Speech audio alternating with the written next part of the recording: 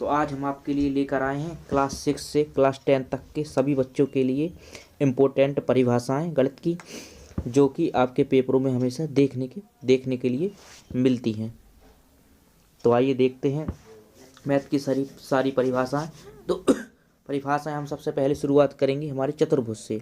चतुर्भुज के प्रकार और उनकी परिभाषा भी पढ़ेंगे, कितने प्रकार के होते हैं चतुर्भुज और उनकी परिभाषाएं कैसी होती हैं। तो पहली परिभाषा है चतुर्भुज की, चार भुजाओं से घिरे समतल क्षेत्र को चतुर्भुज कहते हैं।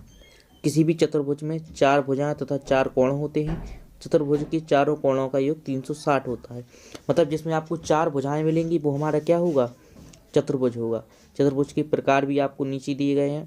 पहला प्रकार पढ़ेंगे हम आयत का। तो चार भुजाओं से घिरी वह आकृति जिसमें आमने सामने की भुजाएं समांतर और बराबर होती हैं तथा प्रत्येक कोण समकोण है, उसे आयत कहते हैं।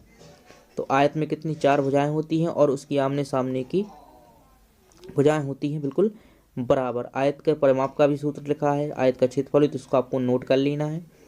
आयत के परिमाप का सूत्र होता है 2 गुणे लंबाई प्लस चौड़ाई, और आयत का क्षेत्रफल का सूत्र होता है लंबाई गुणे चौड़ाई, और आयत का विकर्ण का सूत्र दिया गया है लंबाई स्क्वायर प्लस चौड़ाई स्क्वायर का अंडर रूट। ठीक है, इनके तीनों कोणों का योग होता है 360।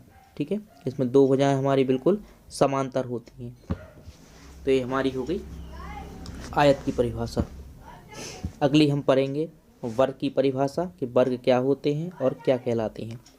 हाँ, तो वैसी आकृति, देखो परिभाषा हम अपने मन से इसको बता देते हैं। परिभाषा जी कठिन है, मतलब जिसकी चारों भुजाएं बिल्कुल बराबर हो और प्रत्येक का कोण कितना हो, 90 डिग्री का हो, उसे हम वर्ग कहते हैं। मतलब इसकी जो चारों भुजाएं होगी बिल्कुल बराबर होगी और जो प्रत्येक कोण है, इसमें चार कोण बनेंगे और जो चारों कोण कैसे होंगे, प्रत्येक कोण मतलब एक कोण 90 डिग्री का होगा। ठीक है, इसमें भुजाएं चार होती हैं, इसके विकर्ण 2 होते हैं, इसके क्षेत्रफल का सूत्र होता है भुजा गुणे भुजा, और इसके परिमाप का सूत्र होता है 4 गुणे भुजा। अगली परिभाषा पढ़ेंगे हमारी अगली परिभाषा है समांतर चतुर्भुज की।